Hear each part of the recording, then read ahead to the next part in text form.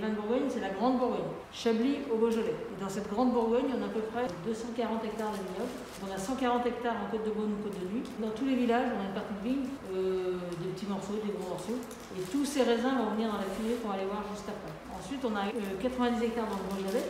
Donc dans le sud de la Bourgogne, et dans le Beaujolais, donc on a le château des Jacques où il y a 90 hectares, donc ils ont leur cuverie, ils font le vin là-bas, ils mettent en bouteille là-bas. On a aussi un petit domaine à Fuissé, pour faire du pouilly Fuissé, qui est le domaine Ferret. C'est exactement la même chose, ils ont leur cuverie, ils font le vin et ils mettent en bouteille à Fuissé. Donc on est propriétaire, mais aussi négociant. Ça veut dire qu'on va acheter les vins jeunes, on va les élever dans nos caves et après les mettre en bouteille avec l'étiquette Lugano.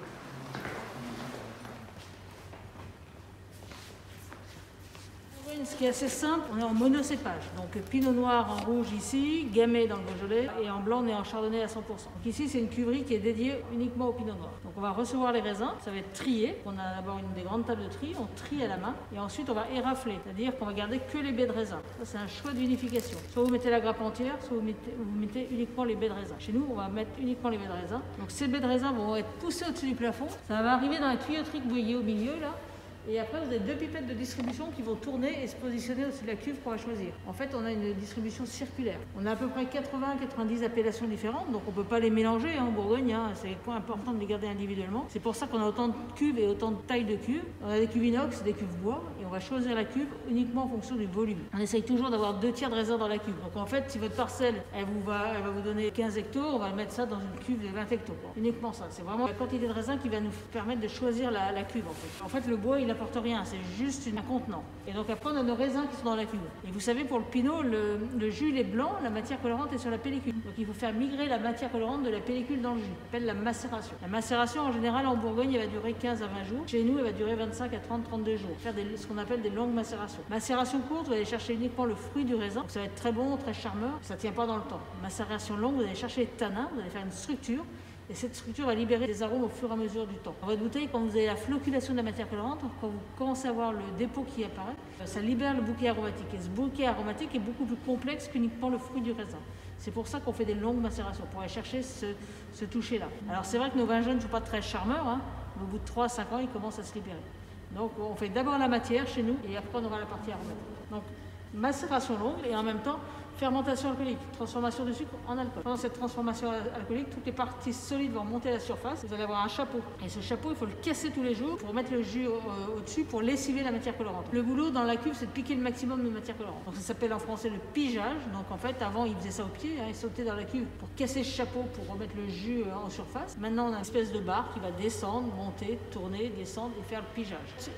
Sauf au milieu, on le fait encore au pied. Et tout le reste, on le fait avec la machine. On fait ça 2 fois par jour. Et après, au bout d'un mois, quand tout a macéré, quand la fermentation alcoolique est terminée, on va presser et mettre le vin dans les fûts en bas en cave. On va aller voir ça. Après, le gel, c'est toujours pareil, c'est que c'est des courants d'air. Il suffit que votre vigne ne soit pas dans le courant d'air froid. Après, il suffit d'un bosquet. Moi, j'ai des bois au-dessus, donc ça peut calmer les choses. Donc, je crois que le plus froid, c'était hier soir, non? Moi, je travaille avec les plantes sur ma vigne. Et donc, j'ai fait une tisane de thym origan en sarriette. En mettant ça sur les bourgeons, ça leur dit qu'il faut se réchauffer parce qu'il va y avoir du froid. Après, on verra ce que ça fait. On avait gelé dans les bourgeons il y a 3-4 ans. Les bourgeons n'étaient pas sortis et je me souviens que les vignerons avaient dit tiens, ça a gelé le bourgeon pas encore sorti, quoi, je veux dire, dans le cocon, quoi. Mais c'est vrai que aussi froid, début avril comme ça, l'an dernier on était déjà sortis à fond les ballons et là, oui, pour être sûr qu'il y aura la deuxième génération qui va pousser, quoi. Je veux dire, vous savez, il y a une deuxième génération de bourgeons.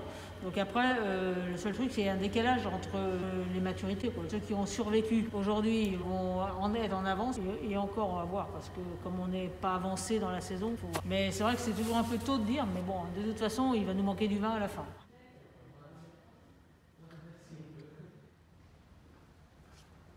Dans le vin, vous savez, il y a 2 fermentations, donc l'alcoolique, transformation du sucre en alcool, et ce qu'on appelle la malolactique, transformation de l'acide malique en acide lactique. Et à la fin, vous avez une baisse d'acidité. Cette deuxième fermentation, on va la stopper chez nous. On la fait jamais à 100% pour garder l'acide malique. Ça, c'est important, c'est typique de nos vins blancs. C'est jamais trop écrasé. Si ici la malo est faite à 100%, vous allez avoir une baisse d'acidité. En fait, des vins pâteaux, lourds, qui ne vont pas tenir dans le vin. Et là, notre tonnellerie, on contrôle notre origine de bois. Ce sont que des chênes français qui viennent de Nevers, dans le centre de la France. On contrôle aussi le façonnage, c'est-à-dire la façon de faire le fût. En fait, c'est toujours ce qu'on appelle du medium toast, jamais trop brûleux.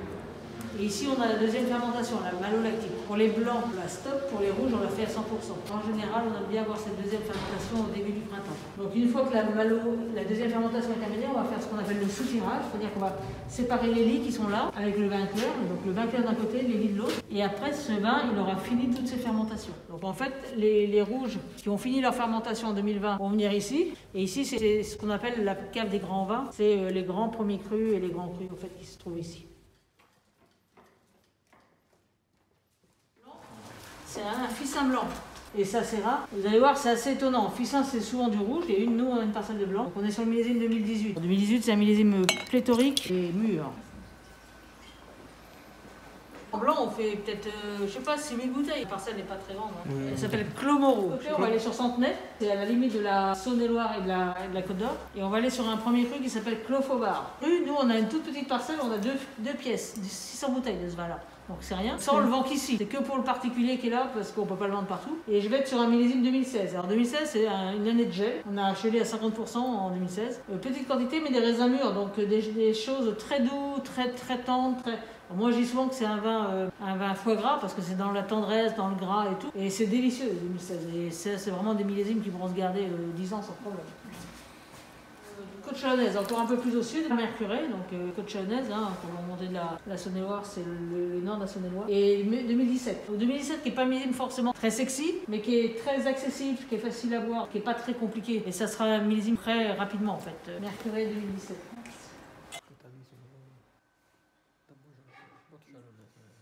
On va revenir sur un petit village de la Côte de Beaune avec Océ-du-Rest, qui est juste au-dessus de Meursault. Les Meursault en blanc, et au-dessus vous avez Océ-du-Rest, un petit village assez sympa. Et sur le millésime 2015. Donc 2015 c'est un grand millésime en Bourgogne, tout est bon. C'était mûr, c'était bien équilibré, donc c'est vraiment plaisir. En fait c'est bon aujourd'hui parce qu'en fait c'est les tanins, mais tanins tendres, souples, et ça sera bon dans 15 ans quand ces tanins ils seront plus évolués, plus aromatiques. Mais je comprends qu'il y ait des gens qui les boivent maintenant parce qu'il n'y a pas d'aspérité de tanin. Donc 2015 en Océ-du-Rest.